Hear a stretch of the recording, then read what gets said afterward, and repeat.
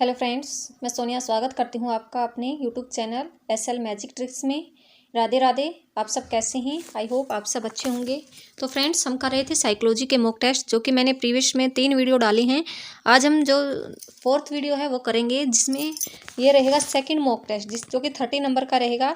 और यहाँ पर मैंने सभी इंपॉर्टेंट जो क्वेश्चन हैं उनको शामिल किया है, जो कि प्रीवियस एग्जामों में आए हुए हैं। तो चलिए देरी न करते हुए शुरू करते हैं।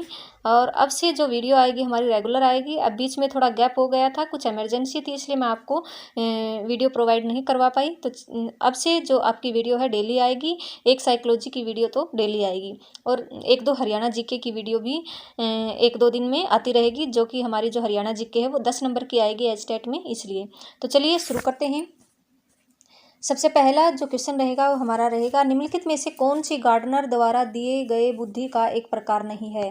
तो गार्डनर द्वारा दिए गए बुद्धि के प्रकारों में कौन सा प्रकार नहीं है, ये बताया है। संगीतीय बुद्धि, भाषीय बुद्धि, सृजनात्मक बुद्धि, तार्किक बुद्धि। तो इसमें आपने बुद्धि के प्रकार बताने हैं, कौन सी नहीं है।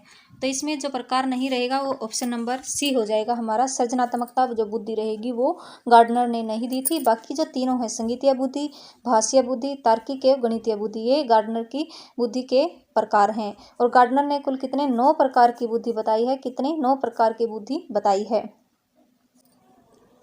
और जो हावर्ड गार्डनर है उसने जो बुद्धि का बहुबुद्धि सिद्धांत दिया है, और उसी में बहुबुद्धि सिद्धांत में ही उसने बुद्धि के कितने प्रकार बताए हैं, 9 प्रकार बताए हैं।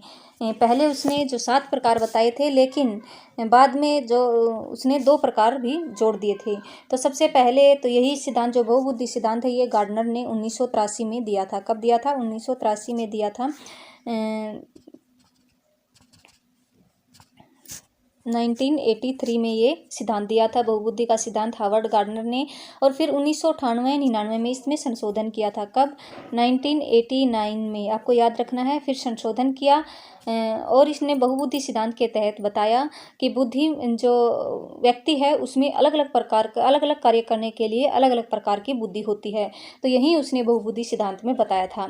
आपको ये सभी चीज़ें याद रखनी है। और 9 प्रकारों में 3 प्रकार तो ये हमारे हो गए, इसमें क्वेश्चन में ही दिए हैं। संगीतीय बुद्धि, भाषीय बुद्धि और तार्किक गणितीय बुद्धि, ये तो हो गए हमारे। और इससे अलावा और थे एक स्थानिक बुद्धि, जिसको बोलते हैं स्थानिक बुद्धि। स्थानिक बुद्धि एक शरीर गतिक बुद्धि, जिसे बॉडी काइनेटिक इंटेलिजेंस बोला जाता है। म्यूजिकल ऊपर बताया हुआ है। और एक 2 क्वेश्चन 2 और होती हैं, जैसे कि व्यक्ति आत्म बुद्धि और एक व्यक्तिक अन्य बुद्धि। एक पर्सनल सेल्फ, एक पर्सनल टू अदर्स, जो इंटेलिजेंस है ये भी पूछी जाती हैं। और एक है प्राकृतिक बुद्धि, जिसको नेचुरलिस्टिक इंटेलिजेंस बोला जाता है। और लास्ट वाली जो 9वीं बुद्धि रहेगी वो रहेगी अस्तित्ववादी बुद्धि। तो ये जो प्रकार रहेंगे ये हावर्ड गार्डनर की बुद्धि के प्रकार रहेंगे। यहाँ से कई बार क्वेश्चन आता है कि कौन सा प्रकार नहीं है, तो इसमें सृजनात्मकता नहीं रहेगा। ऑप्शन नंबर सी सही हो जाएगा। तो नेक्स्ट देखते हैं। नेक्स्ट है हमारा, सीखना विकास की प्रक्रिया है, कथन किसके द्वारा कहा गया है। तो ये जो सीखना है ये किसके द्वारा कहा गया है, ये कथन कहा गया है वुडवर्थ के द्वारा। किसके द्वारा? वुडवर्थ के द्वारा। ऑप्शन नंबर ए सही हो जाएगा।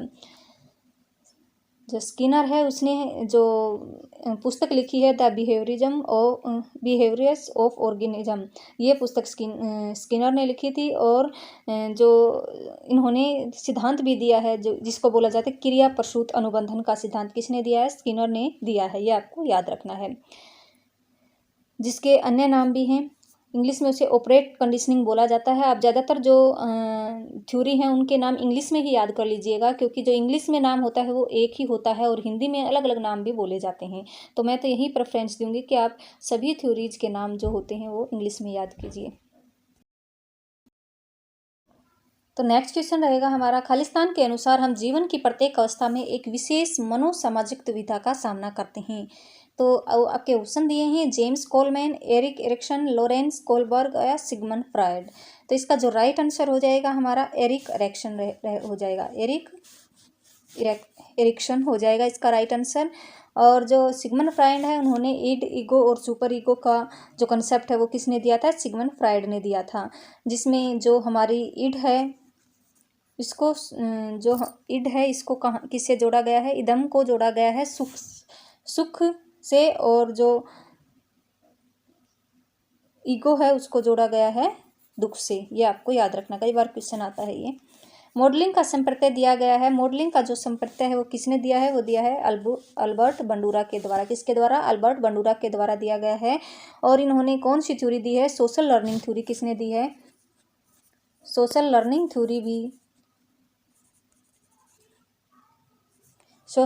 थ्योरी भी अल्बर्ट बंडूरा के द्वारा दी गई है। कई बार पूछा जाता है जो सामाजिक शिक्षण सिद्धांत है वो किसने दिया है? तो अल्बर्ट बंडूरा ने दिया है।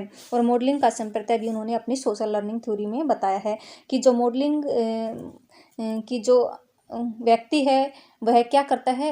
अनुकरण करके सीखता है, मॉडलिंग के द्वारा भी सीखता है, जिसमें इन्होंने साथ में ही सोशल लर्निंग थ्योरी में ही यह कंसेप्ट दिया है मॉडलिंग का। जेबी वॉटसन व्यवहारवाद के कौन रहेंगे? जनक रहेंगे, जिन्होंने जो बिहेवियरिज्म जो स्कूल है या फिर संप्रदाय है उसके जनक कौन रहेंगे? जेबी वॉटसन रहेंगे।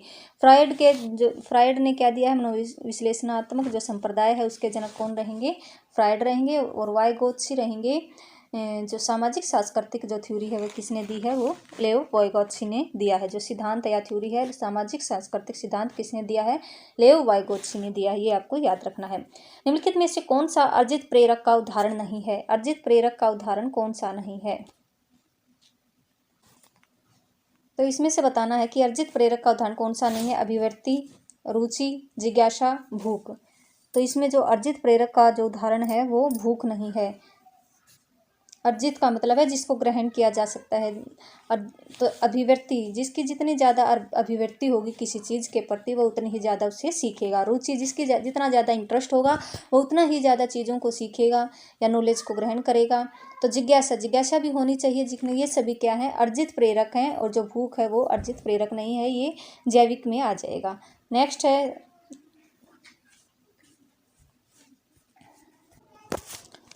नेक्स्ट क्वेश्चन है पियाजे के अनुसार 2 से 7 वर्ष के बीच का बालक संज्ञानात्मक विकास की खालिस्तान अवस्था में है। तो 2 से 7 साल की जो अवस्था कौन सी रहेगी? जो पियाजे है उसने कौन सा थ्योरी दी है? संज्ञानात्मक विकास की जो थ्योरी है वो किसने दी है? पियाजे ने दी है, जिसको इंग्लिश में कॉग्निटिव थ्योरी बोला जाता है। और जो इसने 2 से 7 वर्ष की इसने 4 अवस्थाएं दी हैं, ये चारों यहाँ पे हैं।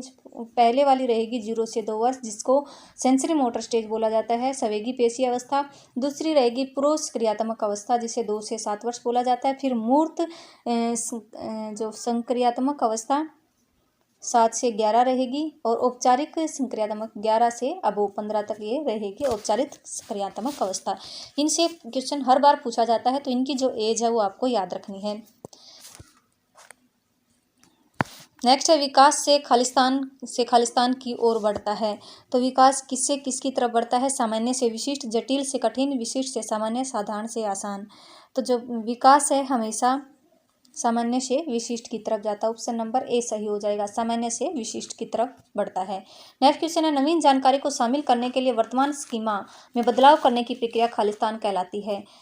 अगर हमें कोई भी नई जानकारी ग्रहण करनी है, जो नवीन जानकारी को शामिल करने के लिए हमारे जो वर्तमान जो हमारा स्कीमा है उसको हम अगर चेंज कर दें, बदलाव करने की जो प्रक्रिया है उसे क्या कहा जाता है? अनुकूलन, आत्मसातकरण या फिर समायोजन या अहम केंद्रिता। तो इसका जो राइट आंसर हो जाएगा समायोजन।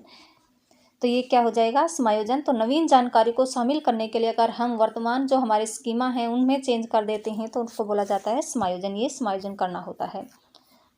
और ये जो रहेगा ये पियाजे से रिलेटेड जो कंसेप्ट रहेगा। नेक्स्ट है खालिस्तान यह विचारधारा है कि सभी बच्चों को एक नियमित विद्यालय व्यवस्था में समान शिक्षा प्राप्त करने का अधिकार है। मुख्य शिक्षा, विशेष शिक्षा, बहुसांस्कृतिक शिक्षा, समावेशी शिक्षा। तो राइट आंसर इसका हो जाएगा समावेशी शिक्षा। समावेशी शिक्षा से तात्पर्य है इसमें जो सभी प्रकार के बच्चे हैं एक साथ शिक्षा ग्रहण करते हैं। नेक्स्ट है सृजनात्मकता को खालिस्तान की अवधारणा से संबंधित माना जाता है। स्फटिक बुद्धि, अभिश्रित बुद्धि, विविध बुद्धि या द्रव या तरल बुद्धि। तो सृजनात्मकता को खालिस्तान की अवधारणा से संबंधित माना जाता है। तो इस क्वेश्चन का राइट आंसर हो जाएगा विविध बुद्धि। तो सृजनात्मकता को विविध बुद्धि की अवधारणा से संबंधित माना जाता है। नेक्स्ट है इदम निर्देशित होता है सुखवादी सिद्धांत द्वारा, वास्तविकता सिद्धांत द्वारा, आदर्शवादी सिद्धांत द्वारा, सामान्य सिद्धांत द्वारा। मैंने आपको ऊपर बताया था जो इदम होता है वह सुखवादी सिद्धांत के द्वारा निर्देशित होता है। नेक्स्ट है निम्नलिखित में से कौन सीखने की गेस्टाल्ट सिद्धांत से संबंधित है? पाव्लोव, स्किनर, थॉर्नडाइक या कोहलर? तो इसमें जो गेस्टाल्टवाद किस मनोवैज्ञानिक से संबंधित है आपको देखना है। तो ये कोहलर रहेंगे, गेस्टाल्टवादी रहेंगे, और ये जो सीखने के गेस्टाल्ट सिद्धांत से संबंधित है। तो कोहलर किससे हैं? सीखने के गेस्टाल्टवाद सिद्धांत से संबंधित हैं।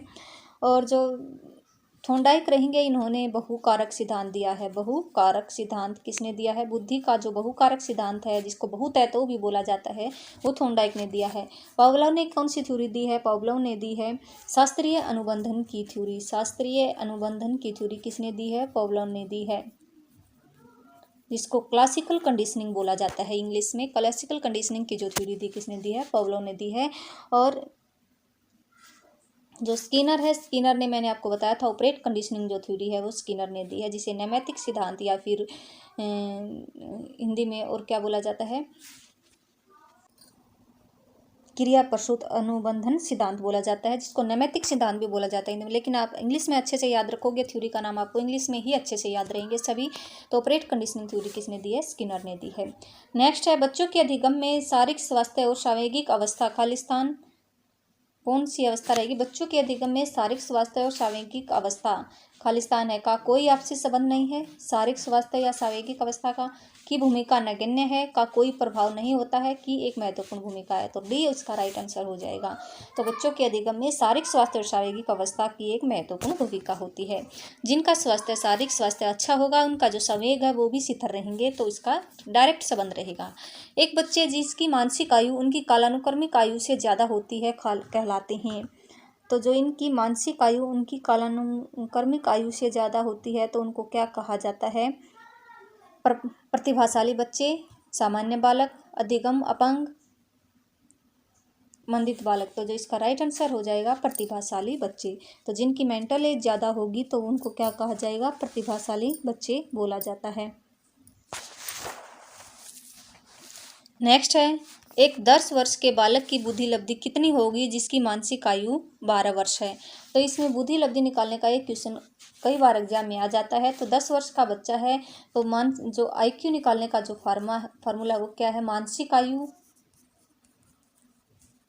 बटे, जिसको MA बोला जाता है, अगर मैं शॉर्ट में लिखूं तो इसको IQ बराबर है MA बटे CA इंटू 100। तो इसमें जो मेंटल एज है वो कितनी है? 12 वर्ष है। और क्रोनोलॉजिकल जो एज है जिसको बोला जाता है वो 10 वर्ष है, और इंटू में 100। तो यहाँ पे पूछा है कि इसकी जो क्या बुद्धि की लब्धि कितनी रहेगी? तो वो रहेगी 120 की। ऑप्शन नंबर C सही हो जाएगा। नेक्स्ट है, पूर्व अनुभवों के आधार पर संवेदनाओं को अर्थ प्रदान करना कहलाता है।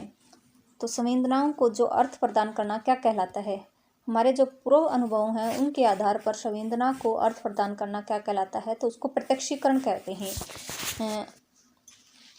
उसको हम क्या कहते हैं? प्रत्यक्षीकरण कहा जाता है। नेक्स्ट है, निम्न में कौन सा बुद्धि का सिद्धांत नहीं है? तो इसमें पूछा बुद्धि का सिद्धांत कौन सा नहीं है? एक कारक सिद्धांत भी बुद्धि का है, जो कि बिने ने दिया था, और इसको आगे ले जाने का काम किया था टर्मन ने।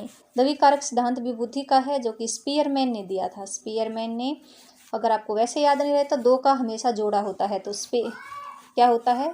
स्पेयर। आपको बस इतना याद रखना, पेयर। तो पेयर से हमें याद आएगा स्पीयरमैन। और एक के बिना जोड़ा नहीं बनता है, तो बिने ने क्या दिया है? एक कारक सिद्धांत। द्विकारक दिया है स्पीयरमैन ने। अब जो बहुकारक सिद्धांत मैंने ऊपर बताया था आपको, थॉर्नडाइक ने दिया। किसने? थॉर्नडाइक ने दिया है बहुकारक सिद्धांत। और ये प्रत्यागमन का जो सिद्धांत रहेगा ये किससे रिलेटेड नहीं है? बुद्धि से। ऑप्शन नंबर C सही हो जाएगा हमारा। नेक्स्ट है, निम्नलिखित में से कौन सा विकासात्मक विकार का उदाहरण है? दृष्टिबाधिता, श्रवणबाधिता, बौद्धिक अक्षमता या कुष्ठ रोग विकासात्मक विकार का उदाहरण है, ये पूछा है। तो जो जिससे कि बच्चे का विकास रुक जाए, ऐसा विकार कौन सा? इसमें यही पूछा है। दृष्टिबाधिता, अंधे व्यक्तियों में विकास नहीं होता, ऐसा तो नहीं होता, तो ये नहीं होगा। श्रवणबाधिता, क्या जो सुन नहीं सकता क्या उसका विकास नहीं होता? उसका भी विकास होता है, तो ये भी नहीं होगा। कुष्ठ रोग, जिसको कुष्ठ रोग हो जाए क्या वो ठीक नहीं हो सकता है? उसका विकास नहीं हो सकता? बिल्कुल हो सकता है। लेकिन जो बौद्धिक अक्षमता है, जिसकी जो मानसिक जो कमज़ोर है या फिर जिसकी बौद्धिक अक्षमता है, तो वो क्या होगा? उसका विकासात्मक विकार होगा। ऑप्शन नंबर C सही हो जाएगा। नेक्स्ट क्वेश्चन है, एकांत प्रिय, संकोची, आदर्शवादी था। आत्मगत दृष्टिकोण वाले व्यक्ति युंग के अनुसार दिए गए व्यक्तित्व के वर्गीकरण वर्ग में आते हैं। तो युंग ने जो व्यक्तित्व के वर्गीकरण के 3 प्रकार बताए हैं, एक अंतर्मुखी, दूसरा बहुमुखी और तीसरा बताया है उभयमुखी।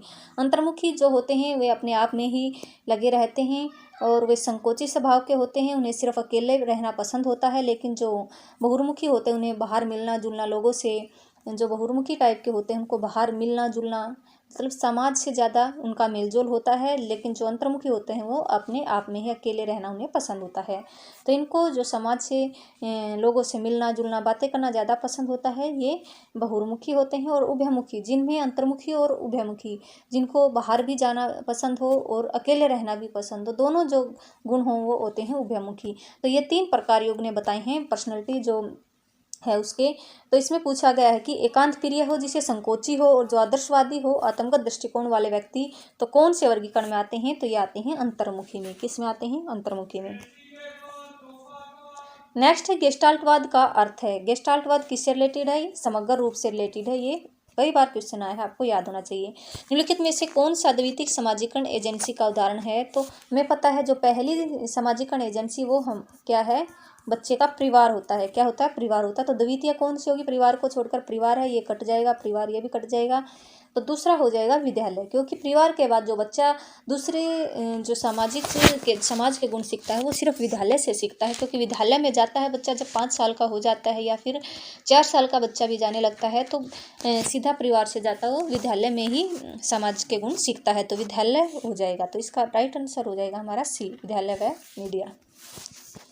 नेक्स्ट है, अमन हमेशा समस्या के एकाधिक साधनों के बारे में सोचता है, इनमें से काफ़ी समाधान मौलिक होते हैं। अमन किन गुणों का प्रदर्शन कर रहा है? तो जो समस्या के एकाधिक समाधानों, एकाधिक मतलब एक से ज़्यादा, अगर एक से अधिक समाधानों के बारे में सोचेंगे तो हम खुलकर सोचते हैं किसी भी समस्या के बारे में, तो वो हमारा होता है सृजनात्मक चिंतन। कौन सा होता है? सृजनात्मक चिंतन। अभी सारी चिंतन सृजनात्मक चिंतन से थोड़ा लिमिटेड होता है और इसमें लिमिटेड चीज़ें जो हमारे को एक टॉपिक बता दिया जाता है और सिर्फ उसी के बारे में सोचना होता है। लेकिन सृजनात्मक चिंतन में हम खुल के सोचते हैं और इसमें एक से अधिक उपायों या विकल्पों के बारे में सोचा जाता है। तो इसका जो राइट आंसर हो जाएगा हमारा ए हो जाएगा। नेक्स्ट है, हार्वर्ड गार्डनर के बहुबुद्धि सिद्धांत के अनुसार तार्किक गणितीय बुद्धि वाले व्यक्ति की क्या विशेषताएं हो सकती हैं?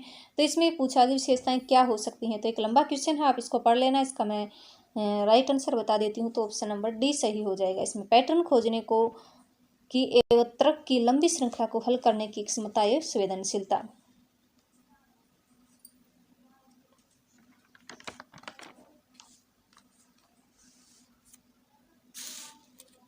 नेक्स्ट है, वह प्रक्रिया जिसके द्वारा बच्चे आदतों, मूल्यों, अभिप्रेरणाओं को विकसित करते हैं और जो उन्हें समाज का जिम्मेदार सदस्य बनाते हैं, उसे कहा जाता है। तो इसमें पूछा गया है, वह प्रक्रिया जिसके द्वारा बच्चे आदत सीखते हैं, कौशल सीखते हैं और जो हमारे मूल्य हैं उनको सीखते हैं और जिसे समाज के लिए जिम्मेदार बनते हैं, तो उसको क्या कहा जाता है? उसको हम बोलते हैं समाजीकरण, सोशलिज्म। तो समाजीकरण इसका राइट आंसर हो जाएगा। नेक्स्ट है, बच्चों को कक्षा में प्रश्न डैश पूछने के लिए हतोत्साहित करना चाहिए। तो नेगेटिव जो आंसर है वो तो कभी नहीं होता। पूछने के लिए अनुमति नहीं देनी चाहिए, ये भी कट जाएगा। पूछने से रोकना चाहिए, कट जाएगा। हमेशा जो साइकोलॉजी में आंसर होता है वो पॉजिटिव होता है। तो पूछने के लिए हमें प्रेरित करना चाहिए। नेक्स्ट है, बुद्धि का द्विकारक सिद्धांत दिया गया था। तो द्विकारक मैंने ऊपर बताया था, किसने दिया? दो क्या होता है? जोड़ा होता है और पेयर होता है। और पेयर का मतलब स्पीयरमैन ने दिया था। किसने दिया था? स्पीयरमैन ने दिया था। बिने ने एक कारक सिद्धांत दिया था। पियाजे ने क्या कॉग्निटिव थ्योरी दी है। नेक्स्ट है, रेवन प्रोग्रेसिव मैट्रिक्स परीक्षण मापन करता है। तो जो रेवन प्रोग्रेसिव मैट्रिक्स परीक्षण ये किससे संबंधित है? ये पर्सनालिटी से संबंधित है। व्यक्तित्व मापन का ये परीक्षण रहेगा। तो ये कुछ इंपॉर्टेंट क्वेश्चन। अगर आपको वीडियो पसंद आई हो तो लाइक करें। और अब से जो हमारी जो डेली वीडियो आएगी साइकोलॉजी के ऊपर, और फिर कल एक दिन छोड़ के हम हरियाणा जीके की वीडियो लाएंगे। तो अगर आपको पसंद आए तो प्लीज़ लाइक करें, चैनल को सब्सक्राइब करें। मिलते हैं नेक्स्ट वीडियो में। Thank you so much.